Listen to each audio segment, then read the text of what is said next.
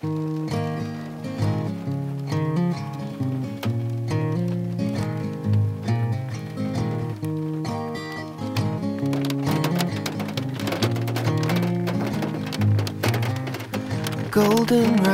and the 4-H stone, the things I brought you when I found out you had cancer of the bone.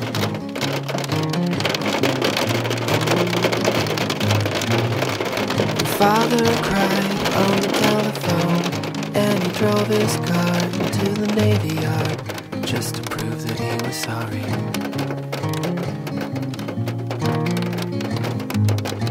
In the morning, through the window shade, when the light pressed up against your shoulder blade, I could see what you were reading.